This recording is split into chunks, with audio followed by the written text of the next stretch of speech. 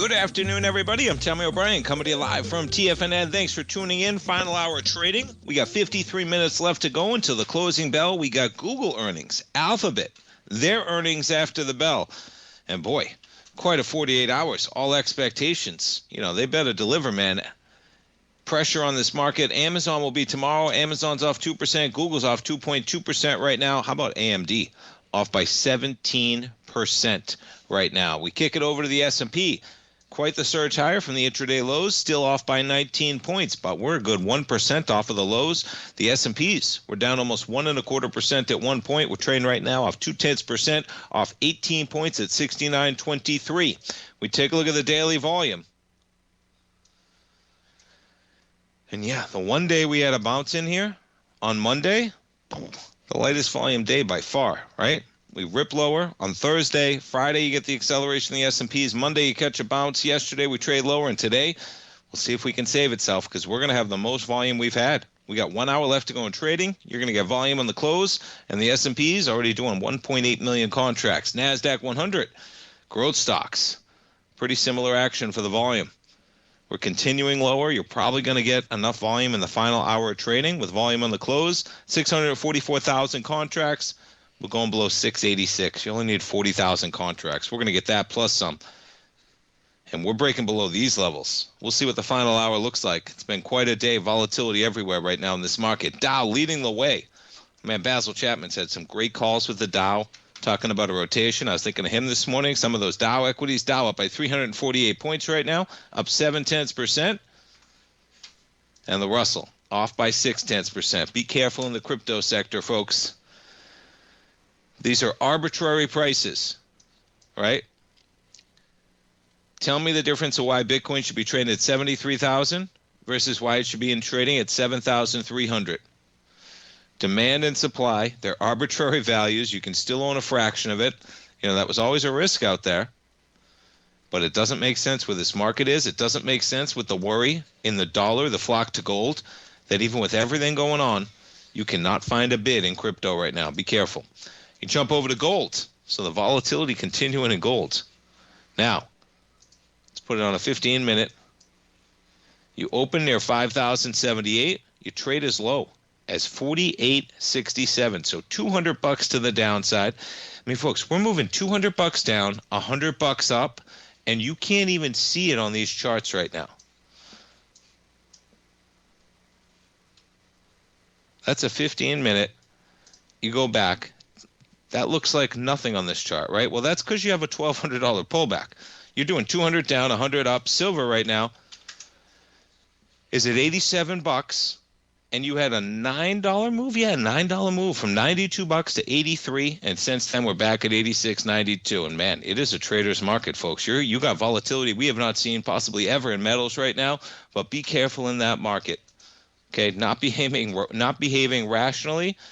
And you do not have a sign of strength yet, okay? On a daily, on a weekly, I know there's plenty of gold bulls out there still, okay? Respect the heck out of Tim Ward. He's been great for a while. He's a bull out there. He had some great cases yesterday when we talked to him. But just keep your spikes up, man. Make sure that you protect yourself in this market because even if you're assigned a very small probability that we get a deep pullback, make sure you're protected if that deep pullback occurs, okay? What tends to happen in markets is that people don't quantify even if there's a 10% probability of something occurring. Okay, you don't want to deal in certainties. Nothing's certain in a market. We're always making probability plays, right? And part of that probability you want to be thinking about when you talk about risk management is after a run like this, where you go from on silver $25 up to 121, and you get a 50% retracement of a 10-month move in 24 hours. Yeah, maybe there's a possibility for the move to be a little bit deeper than we all imagine. And you're seeing the continued volatility. Now, yes, okay, there's a possibility. And, with this type of bounce, but we haven't seen the volume come in, okay? This could definitely continue higher.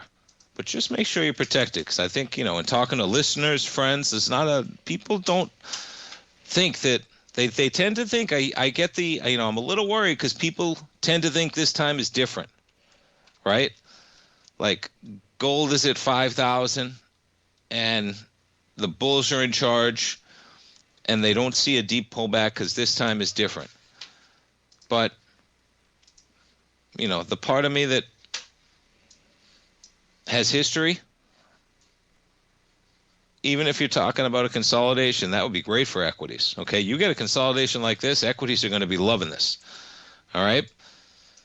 But boy, you look at the types of pullbacks. In 1980, from 873 to 282, my dad was in it up here, okay, in the euphoria of 2011, and before you knew it, you went from 1,900 down to 1,000.